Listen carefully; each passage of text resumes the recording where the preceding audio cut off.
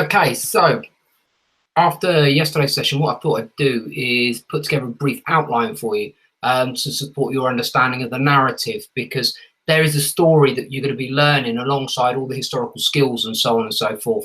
It's about how do we get from one to the other, and how does that affect you when you're trying to unpack the history. So Germany 1918 to 39 is sort of the big overarch.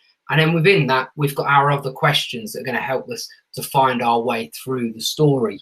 So we've got what is the most significant problem facing Germany post-World War I, which I started with you this week in the 2 online sessions. What extent were the 1920s a golden period for Germany? Was Hitler's appointment as Chancellor due to his own actions or other events? Why was Hitler able to become Führer? And then how successful were Nazi domestic policies? So you can see within the big overarch, we've got these sort of like 5 other areas to look at. Now, when you look at these 5 other areas, each of those comes with a range of questions. So for the first one, we've got, what was the most significant problem facing Germany post-World War I? Well, look, what were the problems facing Germany after the end of the war, which we discussed on Monday? What were the strengths and weaknesses of the Weimar Constitution? How did political opposition to the Republic threaten its existence? What was the impact of the Treaty of Versailles? And then finally, this issue of hyperinflation and how that impacted on people's lives.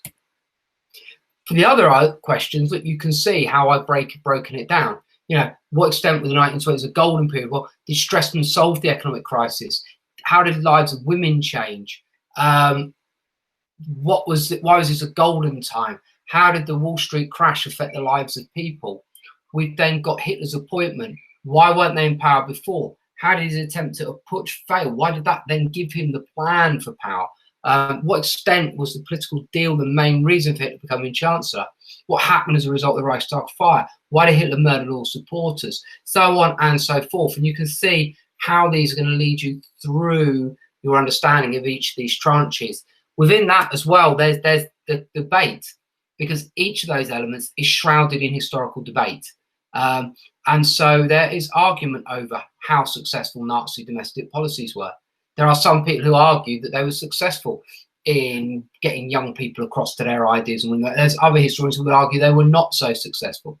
And so you're going to need to be able to navigate those debates and reach your own judgments about them, whilst at the same time being able to understand this historical narrative.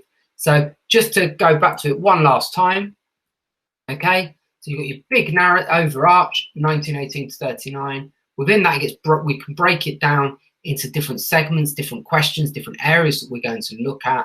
Within those, you then come to these other questions, which are sort of step-by-step, lesson by lesson, if you like, how we work through it.